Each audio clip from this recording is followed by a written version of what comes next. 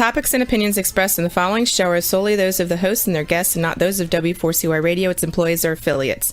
We make no recommendations or endorsements for radio show programs, services, or products mentioned on air or on our web. No liability, explicit or implied, shall be extended to W4CY Radio or its employees or affiliates. Any questions or comments should be directed to those show hosts. Thank you for choosing W4CY Radio.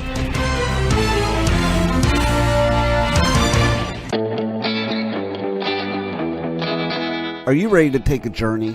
Let's connect with the healers of the world. It's that time. It's time for the Language of Healing on W4CY Radio and Talk4 TV. Now here's your host, Emotional Wisdom Training Specialist Nicole Fortin.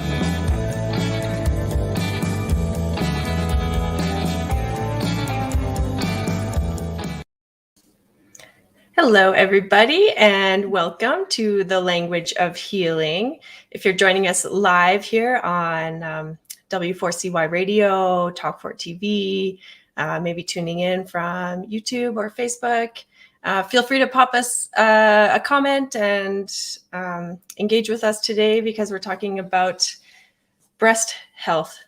Beauty in the breast. I think it's kind of boobies. Yeah, titties. Yeah. So this is quite an interesting topic. So our guest today is Dr. Stephanie Yip, friend and colleague and colleague of mine.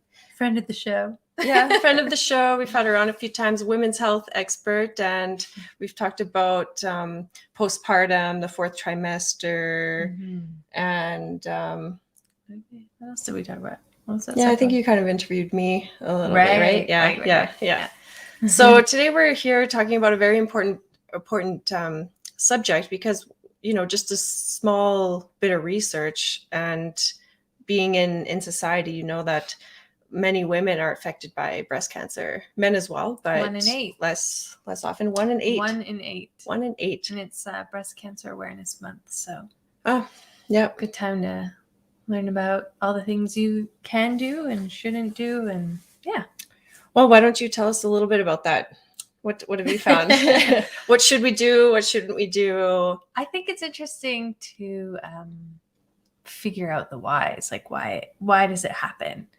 And there's obviously many complexities to that, but in terms of Chinese medicine, it's really interesting, the why.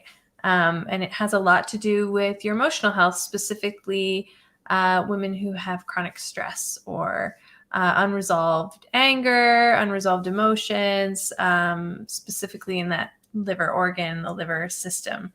When that channel is burdened by stress and anger and resentment, chi stagnation happens. And that's really what Chinese medicine categorizes tumors or lumps as a stagnation of chi. And then there's like toxic heat and all of that sort of thing, but probably don't want to get into the weeds about that. Well,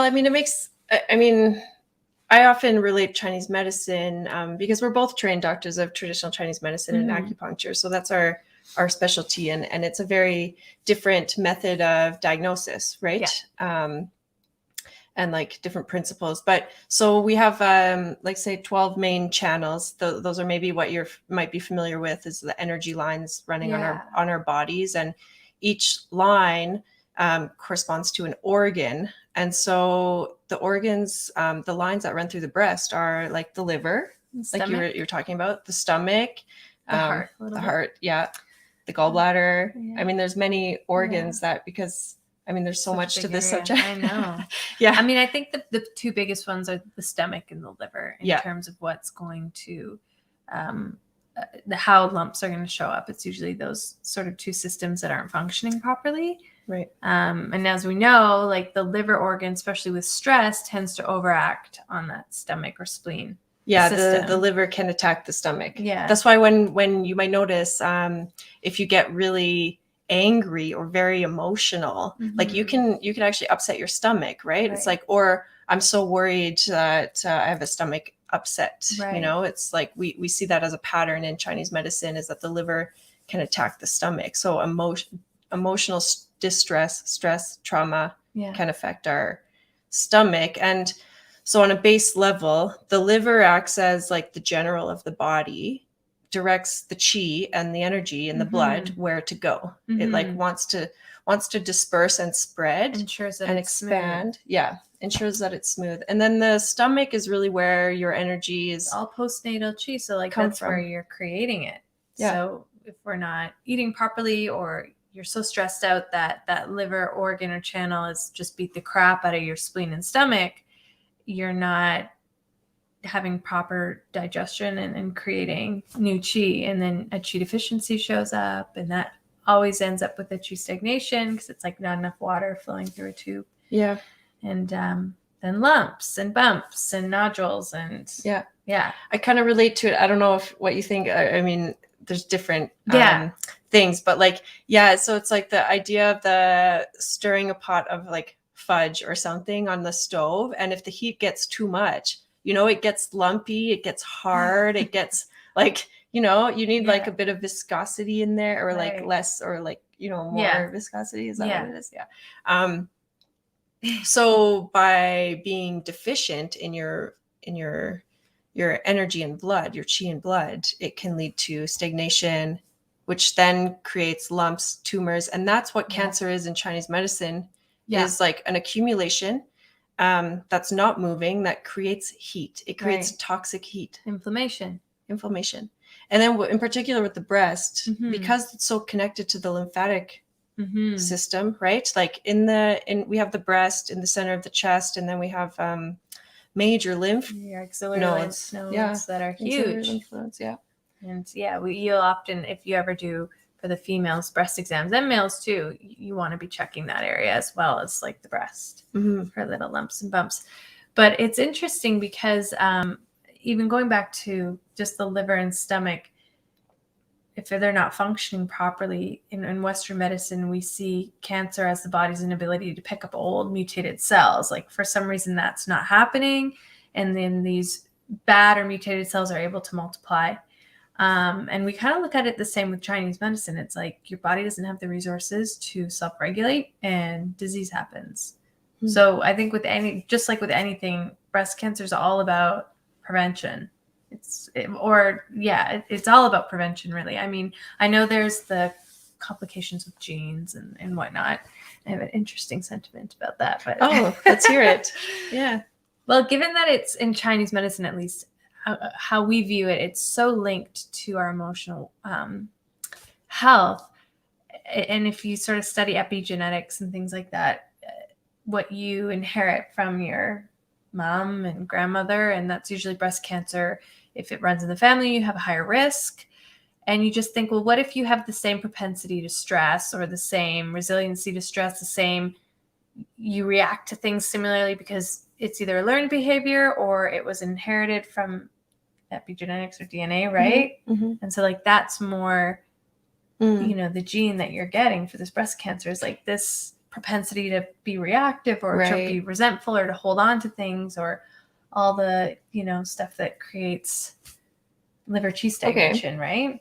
Yeah, that's interesting. Because you do, like, along with genes, you do carry, or you pass on like points of view, I guess, right? Or like behaviors. Behaviors. Yeah, that's a good one. And I used to always think, oh no, it's nurture. It's not so much, it's how you're raised, but I've seen it, just people I know who've been adopted, raised by the same set of parents, and all of them are completely different, with completely different emotional difficulties and habits and tendencies. And a few have met their birth parents and saw themselves in their tendencies and habits and emotions. So it's really interesting that personality can even come through genetics, or even like character traits, right? Yeah, I find that fascinating. So regardless then, so that information of behavior is passed down. That's what you're I thinking. think so. Yeah. I feel like that epigenetic research is showing more and more of that. Like your even fears and stuff like that. They did that test with the rats where they shock them when they go near water, and then their offspring had a fear of water without ever being shocked. Right. I'm like totally terrified, like bastardizing that test, but it was something like that. So you can see like these things are passed down, maybe like fears or trauma or whatever, which could potentially manifest as disease, especially if things are inherited. Who knows? But yeah. So, I mean, maybe it's part of that and our environment that we're raised for sure, in. because we have, I mean, going back to the breast cancer, or like just like emotional stuff. Oof. I mean, it's like if we're talking about emotional causes causing illness, then, right? It's like, and you're saying that if you're not with your birth family, you can still inherit that information. Yeah, I think so. Even if you're raised in a different and maybe you have a adopted family or whatever, your family's self-aware enough that you teach tools on how to mitigate those things. But a lot of us don't learn that till we're older, and then we pass on our crap to our kids. But I just kind of had that thought and thought, oh, what if these these little gene markers that they're finding you can do your breast, if you have breast cancer, or higher risk if you have this certain gene, if that's also an indication of like emotional character traits. So because when I think about the breast, and like, because every organ, every part of our body has different characteristics or different functions, right? Different functionality. And the breast is all about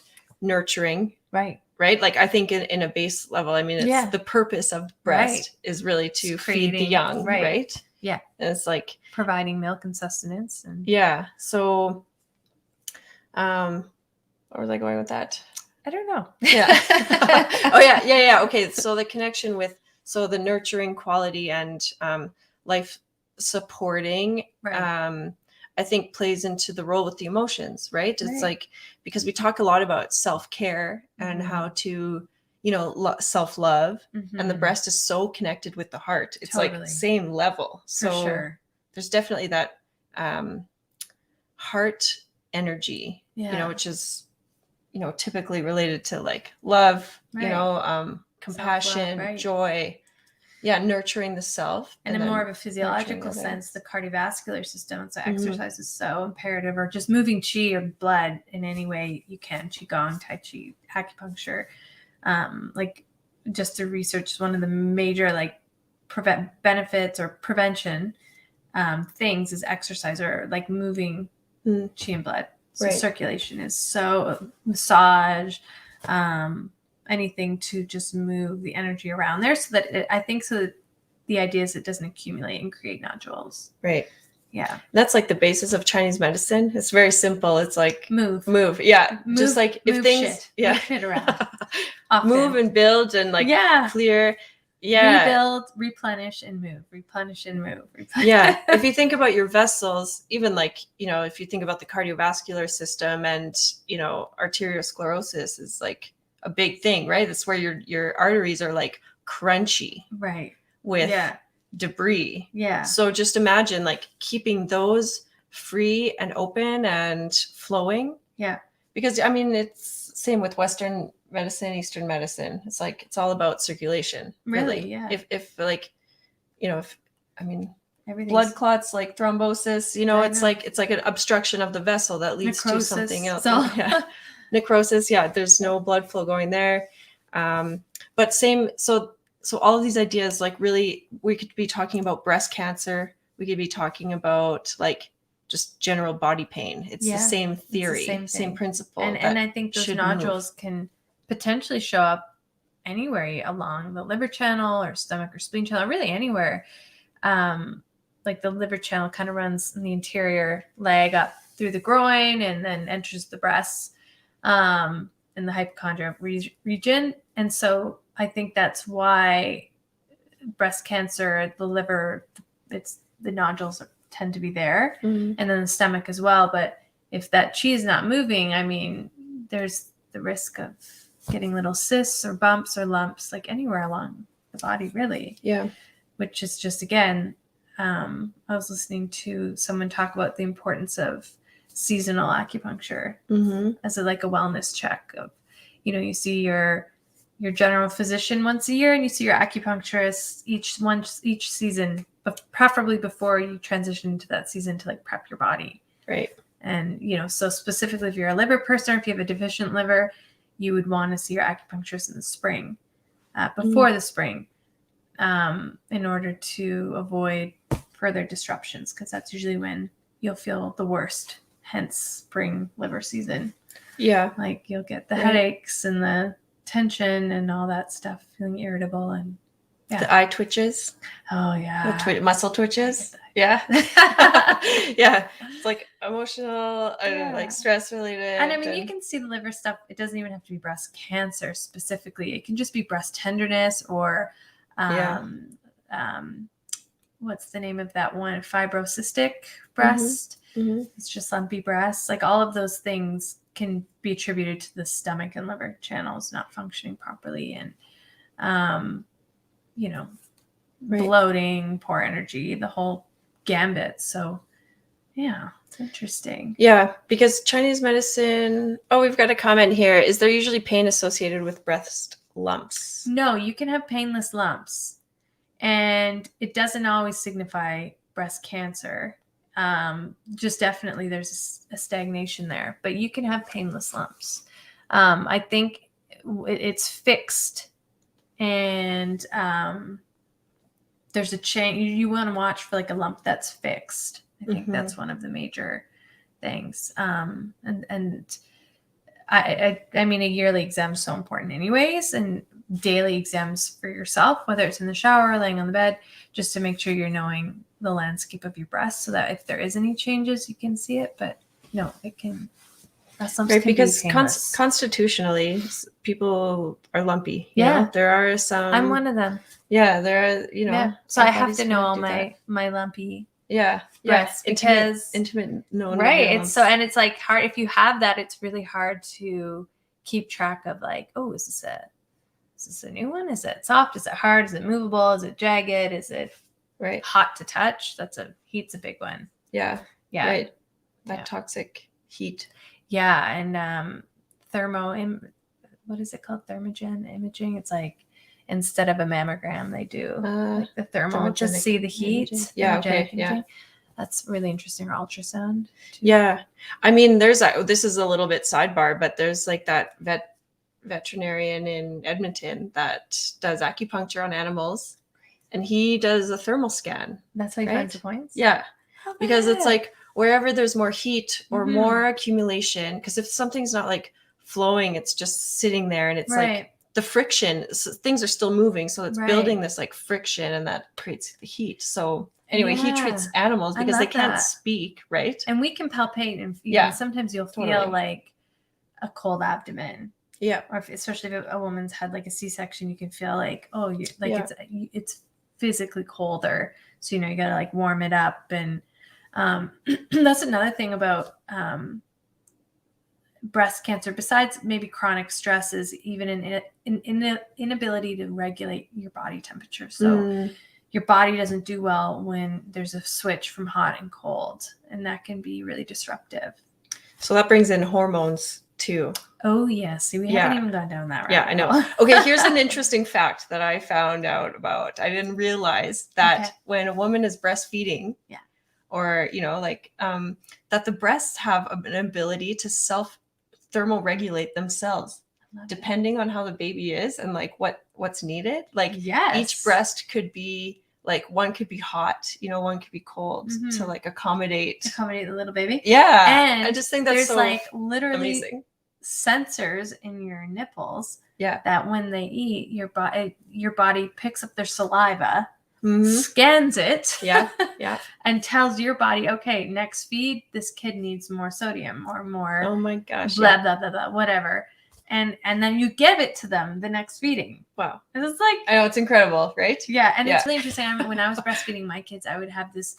It got to be second nature for my husband to just bring me a glass of water as soon as I sat down to breastfeed, because as soon as my babies would latch, I had an unbearable thirst because it was my body like, replenish, please. So you can feed this kid. Yeah, I love it. Right. Yeah, and you like regulate how much they need and like, I mean, that's a very intelligent system, right? Like I'm so always just blown away by how intelligent our bodies are. Like all of the systems, the emotional system, the physical system, the spiritual, mental, like all. I know. And I think I got a little, I don't want to say overwhelmed, but it was like, okay, like stress is a huge factor. It's probably the definitive one in breast cancer. And as females, we tend to wear a lot of hats, especially in modern society, way more than our ancestors did. We aren't just taking care of the home, which is awesome. We have more opportunity, but with that, there's more responsibility. And then I just think we've been programmed through ancestral stuff to be more submissive and not put up boundaries and not say, okay, I need A, B, and C in order to get through the day. And then we get resentful and angry. Right. And we don't say things because it's not polite. Yeah. And 1 in 8 breast cancer. I know. I was just going to ask you, like, what is it about that 1 in 8? But I think that does play a major impact on it. As like, and I mean, this is a bigger thing about society and I don't know if that's just North America's statistics. I need to like. Well, it's just Canada. That was just Canada. That was just Canada. That was just Canada. Stats Canada. So said that. It might be. Who knows? Maybe there's places that it's.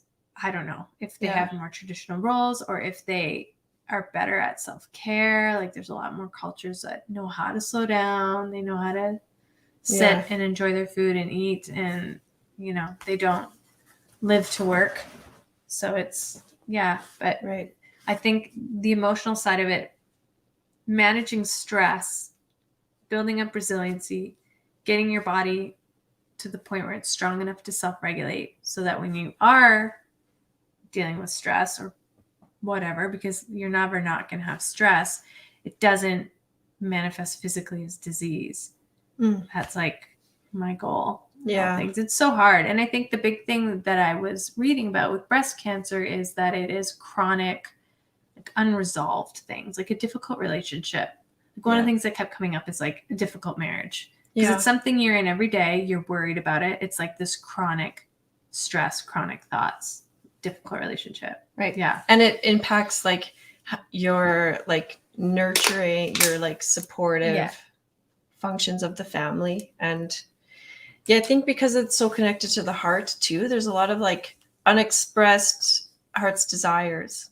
Yeah. Or unexpressed. And maybe it's like, maybe first step is we don't know, like in emotional wisdom training, we talk about like knowing what you want.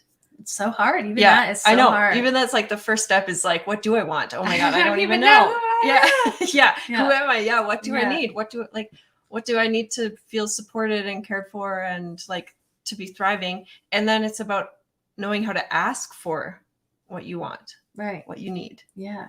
You know, and I think in a partnership, totally. So the first 2 steps, I mean, they're just so. Because like, who doesn't feel guilty when you like put up boundaries and you're like, no, I can't do that. Yeah. I mean, that really, I think that comes into play significantly when you're talking about taking care of self, because if something is like not sitting right with you and you don't speak up about it. Yeah. I mean, that goes somewhere. And resentful. Yeah. Yeah, it totally does. It festers. And then what is it like the contempt is an easy, it's like a very easy follower of resentment. Yeah. Resentment and that kind of turn right that kills everything, right? Yeah. You're just anger and rage. And I mean, and then we hear all these things probably so much that people are like, enough, but like gratitude and all these cliche things, but they're cliche for a reason. It's like reprogramming your brain. Yeah. Again, to get that coping, that resiliency, so that these difficult situations aren't creating lumps in your breasts that are turning to toxic heat and breast cancer. And I mean, I think there's more to that. Breast cancer is a high link to obesity, and estrogen dominance. And then environmental factors like smoking and drinking and stuff like that. Even some products, certain products and deodorant have been linked with breast cancers. Don't ask me which ones. But there's a really great Instagram site called Just Ingredients. Okay. And she goes into all like the dirty details of different chemicals in your day-to-day products that are like really harmful, and then gives you substitutes. Okay. She's so in depth and she's always updating. I love it. Just Ingredients. It's like such an awesome website. I know people that dedicate like all their kind of attention on these things are really She's brilliant. It's really good. Yeah. But like the environmental factors, the lifestyle habits, the obesity one I was really intrigued by because I guess fat cells will hold estrogen. Yeah. And not only that is it there's too much weight, there's going to, in Chinese medicine, we see some dampness and phlegm, and that impedes circulation again. So going back to just lifestyle, like the importance of exercise and circulatory system being strong, and it's like it plays a factor in everything, really. Yeah. Circulation and the role that breathing has. I know that's also the cliche, right? Just breathe, but it's actually I'm it's so like guilty of just feeling like your body's natural way of like pumping and circulating things, right? In accordance with the heart. But I mean, this is still all the same area. Right. Heart, lungs, breasts. Yeah. A deep breath, getting your heart rate up 30 minutes, a few times a week. I mean, so moving your body. Okay, we can look into like the emotional side of it and the dietary lifestyle side of it. And I mean, as acupuncturists, we know if you're somebody who is more prone to irritability, anger, resentment, there is a disharmony or an imbalance in that liver system. And it's our job to just ensure that we calm that system down or give it what it needs to function properly. And so just acupuncture alone is really like amazing, because not only are we helping that liver calm the F down, and then you're able to respond and react a little more calmly and not react metabolize stress so negatively. Okay. But then we're also moving qi and blood. So you're kind of like doing it, both. Yeah. Well, I mean, acupuncture and Chinese medicine really shine as preventative medicine. Yeah.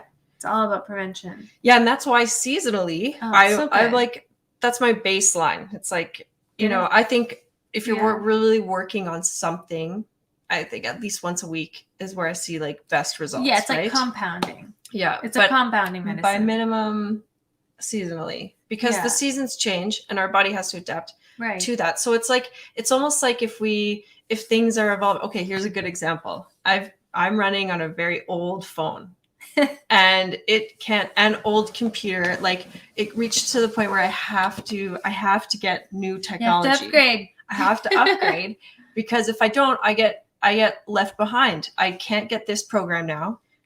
Everything is slow. Your storage is full. The phone dies on me. Glitching. Yeah. So, but like the body's, not like technology, but kind of in a way that you have to upgrade it. And I think acupuncture, well, I don't think, I know that acupuncture is like that subtle tweak that our body needs that sometimes can get so backed up that now your body's not moving as efficiently. Right. And then it's like, then 10 years down, 20 years down, maybe you get this lump or this, like it doesn't, it's often not like immediate, right? No, and that's where prevention is so key. Because the body is so good at self-regulating that it's very rarely immediate, because the body can figure out other ways to deal with it, make new channels, make new pathways. But then, it's like driving a car until you have no gas, no oil, no fluids. Like it's going to overheat and blow up. So it's like, there's a good example of the heat, the toxic heat. It's like when things, it's like run out of coolant. You run out of coolant. Like, I'm no mechanic or anything. No, I get terrible analogies and you know nothing about cars. I'm sure someone out there knows that analogy better, but it's with anything, I think. But I think because the rate of breast cancer is so high, particularly for females, breast cancer, it's so important to prevent and do everything you can. So maintaining a healthy weight, which doesn't mean you need to be a size 2. It just means your heart is able to circulate blood and your lungs are able to circulate qi properly without being overburdened. And there's not a dampness in your body. Right. So it's like whatever that looks like for you, whether it's 150 pounds or 100 pounds, it's like having a healthy, manageable weight, exercising, and creating some sort of circulation in that area through like massage or acupuncture. Dry brushing. Dry brushing. I wanted to get into this. I don't know much about it though. Yeah. So we talked on the language of healing. We had a guest, Robin Devine. She's a lymphatic specialist. And she recommended, and so lymph is like essentially what cleans, like it takes the debris. It takes the debris from our blood circulation and helps eliminate it. So that's like a a major line of defense right there. It's like a healthy lymphatic system. Yes. And so she deals with a lot of like swelling and like, lymphedema, those more severe conditions, but on a very, like on a breast cancer or like, I love it. It's like, but so preventing or helping the lymphatic system are things like dry brushing, massage, but the rebounder, like the small trampoline. Oh, I have one of those. Where you're just like bouncing, or like jumping jacks, just something to get the blood and the lymph moving to help it clean out. Those vibrating things that you see at all the home shows? shows? Probably. Yeah. Or the one that goes around the hips. Isn't that one? Yeah. Do you remember there was like a movie? What was that? Yeah. I don't know, but they had it on. It was like big in the 80s, right? Yeah. Or the 70s. Yeah. Yeah. The shake weights. I don't know. Not the same thing, but anyway, the idea of like those small oscillations. Yeah. Really helping. So again, even if it's just like jumping jacks or a little rebounder, I think that's kind of fun and easy to do. Yeah. Because very good idea.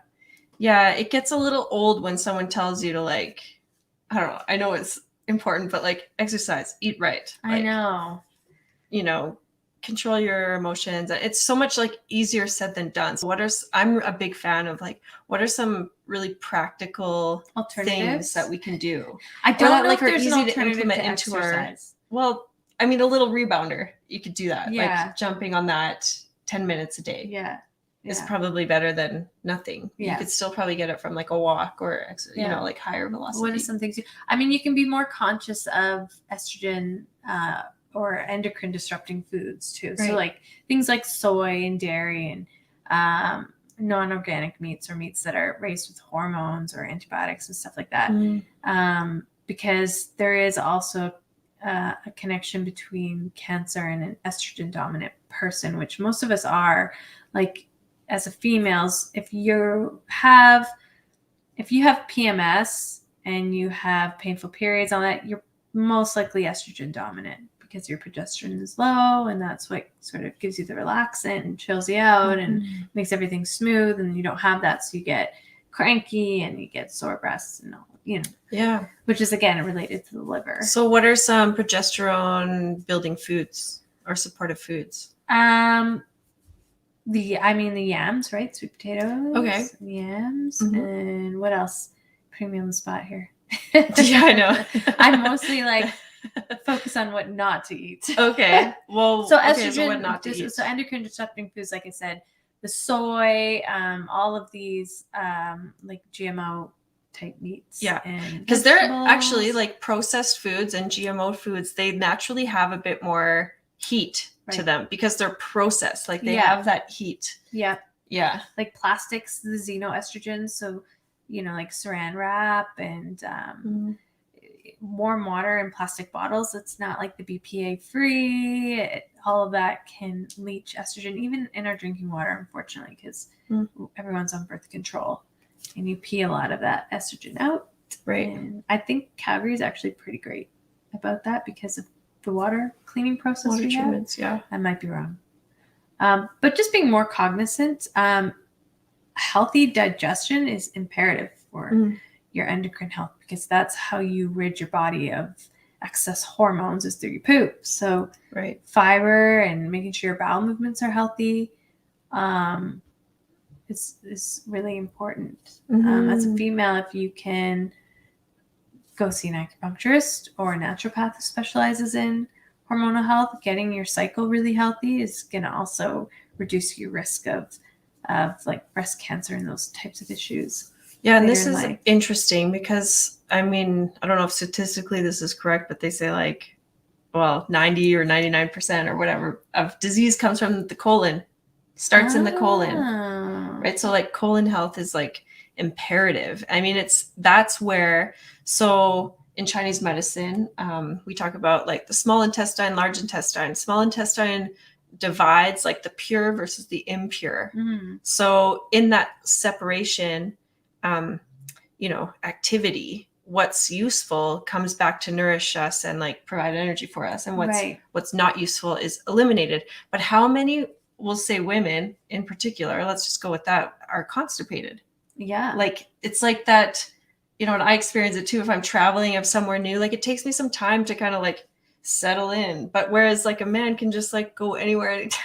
I don't know what, like, if there's anything, you know, about that, but that is the holding on that might contribute to more stagnation. So I just think it's really interesting. Like, what is it about that, you know, our ability to like clear and release and let go of, you know, to give room for like the new and the circulation, because if we're so full, there's not really much room. Like if my storage is full, you know, I'm not getting any more snapshots. Like, you know, I'm not like taking any pictures because my storage is full. Yeah. You know, so I can't actually like let anything new in to move around without releasing. I know. It can be overwhelming, but I think just healthy practices and managing the stress is like your first and foremost that you should be doing. Right. So eating as healthy as you know how, and if you don't know how, find out. Well, let's talk about that a little bit. Okay. Healthy eating, because well, we know we'll talk about like Canada's food guide. I mean, that's what we're familiar with. Horseshit. Which I think at this point in time is greatly acknowledged that it wasn't the best thing. I mean, it was like mainly grains, and grains were the biggest, then dairy. Yeah, grains, dairy, and then it was like vegetables, fruit, meats. Right? Yeah. So, and I mean, it looks different. Healthy eating looks different for everybody. This is why I think we love Chinese medicine, is because one shoe doesn't fit all.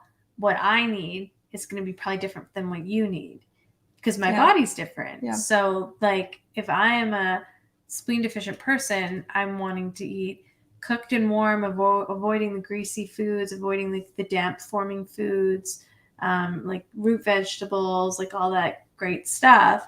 Whereas if you're more of like a heat livery type, you're going to want to do like the pepper and the vinegar and the like, you know, like all the leeks and the astringent stuff to like help move. Right. And if you're like you're yin deficient, you're going to want to do more of the cooling things like watermelon and pear and all that.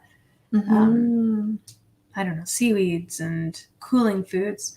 So it's like, find your local acupuncturist, because they can figure out your constitution, and then you'll have a basis of where to go to, what you should be eating, how you should be exercising. Yeah. Like all that stuff. Yeah. Because acupuncture and Chinese medicine is really good at giving you a read on your like baseline constitution. Yeah. You know, someone who's skilled and trained like to recognize those patterns and differentiate them is hugely valuable, because you're going to probably go off of that as like a baseline for the rest of your life practices. Right? Yeah. I mean, I think our health shifts as we go through different stages in life. Breast cancer is more prevalent in women in postmenopause. But I also wonder what the statistics are of women like postpartum, I should say, because again, how we live in our culture, and going back to like the first show we did together, just that postpartum recovery that doesn't happen here. And we live a very depleted life. We have our babies and we never replenish. And then obviously things manifest. So super interesting. Yeah. And that doesn't mean like it's going to happen, right? Like, no. Yeah. Not to say like you're going to get, no, it's like you hear some factors that could increase your risk. Yeah. Obesity. I think just smoking, the awareness. Drinking. Yeah. Poor lifestyle habits, stress. Yeah. All those things chronically could greatly increase your risk of a lump turning into a potential tumor. And so important to just like regularly check in, you know, like the breast massage. And there's like awesome YouTube tutorials that are like Chinese medicine minded breast massage and exams. So like you're following the channels and you're sort of hitting all those points. And then, seasonal wellness visits to your acupuncturist is really great, I think. Yeah. as And well like as seeing your physician. the dry brushing The dry brushing comes with a sequence as well. So you would follow almost like a So it's like, and also dry brushing. So if you're not familiar with it, what a dry brush is, it's usually I think made with like horsehair or synthetic hair, but it's a bit bristly, and it's like a dry brush, literally. So you're helping to exfoliate the dead skin, and stimulating. And when you the do, would circulation you to do the this top. in like, would you do this and then have a shower? Would you like do this in the shower and then turn the water on type of thing? Yeah. Okay. Do You that. don't do it wet though. No. Okay. Totally dry. Yes. Totally Yeah. dry. Yeah. Dry brushing. Dry brushing. I've wanted to do that because the benefits I Yeah. don't know much about it, but I've read the little bit I've read was like very intriguing. Yeah, and it's such a subtle, like, this is what I love about Chinese medicine and acupuncture. It's like subtle things that really make a difference over the long time. Right. Consistency is everything. Yeah. Like that. So then when it's medicine. like, because I mean, like, I've seen this, I've learned about this, studying pathology, and people will have like, I remember this case, it was in the pathology book, like, it was just almost maybe to shock someone, but it was like a terminal stage breast cancer, like massive ulcerations under the breast, and hadn't, or maybe it was an abscess, but like all of these things I think in Chinese medicine are like closely related, right? It's like, regardless, it's like toxic heat accumulation affecting these channels and stagnation. But like the out of sight, out of mind mentality is not useful. Right. Yeah. You have to address some things. If you don't feel good, if your mental health is not good, like, seek help then, because that's also like on a non, that might be in the emotional, mental realm, not quite in the physical realm yet. So you could go to your doctor, get blood work, but nothing shows up. Of course, but there's still something bothering you. Right. I think that's still an imperative time to get help, because it hasn't materialized. Like, right. Qi, the concept of Qi is elusive to most, even to myself, and you have to study, but like Qi, the symbol of Qi means in Chinese characters, it represents rice and steam. So it's both. It's the material rice and it's the immaterial steam. So Qi is like all of the aspects of from the most diffuse energy to the densest material. Yeah. So like we're just working with different stages of Qi and different densities. Yeah, different densities. And so, it's so interesting. We have like Chinese medicine bias, I think, because and I just don't know anything else that can affect that circulatory system the way acupuncture can. Qigong can, maybe certain other, but then there are practices that are based on the organ system. So that's why it's like, is it the end all be all? No, but I do think it's pretty important to stimulate those channels, especially if you have a liver Qi stagnation, besides taking, Shio-sen and doing some breath work, what else are you going to do? You're going to want to get some needles to help. Yoga, move Qi and blood. I think yoga in its essence is meant to do that. But is it as medically impactful as having an acupuncture session?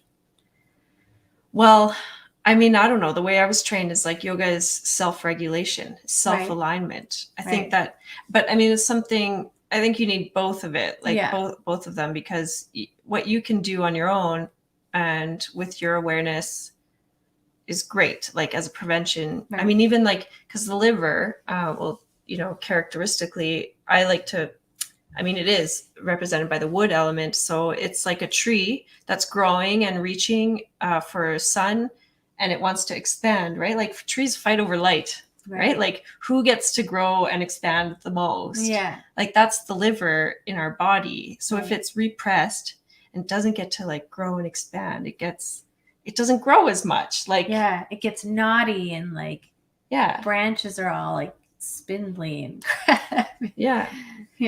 So that's a big one. So if I think if to take anything away from this, it's if you are somebody who is chronically stressed, chronically irritable or angry or resentful of whatever, a partner, a relationship, a circumstance, you've got to handle that shit, because it's only going to make you sick. And whether that's finding gratitude or perspective or forgiveness, emotional wisdom training, learning how to cope with it, regulating that liver channel so that you can actually have a clarity and perspective, because sometimes when that channel's out of balance, you just can't, your only choice is to be reactive, because it's like, that's all your body can do, because it's not functioning properly.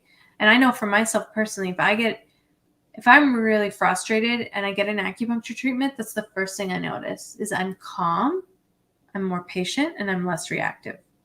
And I'm like, oh, this is how a person should operate in the world. So for me, with all the research and everything, just the emotional health and really managing stress, which again sounds cliche, but it's like sort of the root of all evil. It's like breast cancer specifically, that resentment, that anger, that liver stuff. Yeah. That's a big one. Yeah. And not being like, I think it ties in then to not being like seen or heard appropriately, not getting the support, and not even knowing how to express that, ask for it. Those are all things that I think are a little bit stuck points, but once you do get clarity around that, then things flow and things open up. Training and retraining, training our young and retraining us to learn how to be optimal adults and not. Right. Oh, Rachel says this conversation has definitely left me with things to think about. Thank you so much. Oh, thank you so much for listening and tuning in. And I hope this does help. And maybe we like a little bit all over the place in some ways, but whether we're talking about breast cancer, breast health, it's all the very same principle of like being able to giving your body what it needs to self-regulate. And acupuncture, I mean, it's just really designed to like remind your body of how to restore its own functions. Yeah, for sure. So similar to yoga, that's what I was saying, is like, it's like building or sustaining. It's like a self-regulation tool. And and if you're in a healthy spot, that's all you would need it for, the seasonal stuff. And if your daily practices are also supporting you and you're in a good place emotionally, then that's all you need. It's, when we break down that you need it more often and intervention is required. But be happy, eat good food, move your body. Yeah. I think reduce your chances. Keep the heart light and pumping. And it doesn't have to mean like you always have to be happy. Like we're not saying like that you can never be angry or resentful. Just don't be angry and resentful every day of your life. Don't let it like stop, really stop you in or limit you in your, like we like talking to someone like Steph or I mean, we can help you turn that into something that motivates you. Right. So reach out to us. You can find Stephanie at @the_root_wellness on Instagram and myself at Nicole Fortin Healing on Instagram or .ca website. And connect with your other Chinese medicine acupuncturist and, check your breasts, go get your yearly checks, self-exam. Learn how to self-massage. And anything else before we dip out of here, Steffi? Be happy. Yes, good. We're here for you. If you or someone that could use some support in that emotional health and well-being and seeing some effects in their physical body, we would love to speak with them and support you. And any questions, just pop them in the chat and we will get back to you. So I wish you a happy weekend, everybody. Thanks for tuning in. Bye. Thanks for having me. Thank you for joining us again. I love it. In person this time. Yeah, Yay! I know. Great. So to our listeners and to us, what will you take with you from this conversation that will support you for the rest of your life? Wow, what a show today, and the journey does not stop here. Come travel the world with Nicole every Friday at 1 p.m. Eastern Time as together we become more fluent in the language of healing on W4CY Radio and Talk 4 TV. See you next week.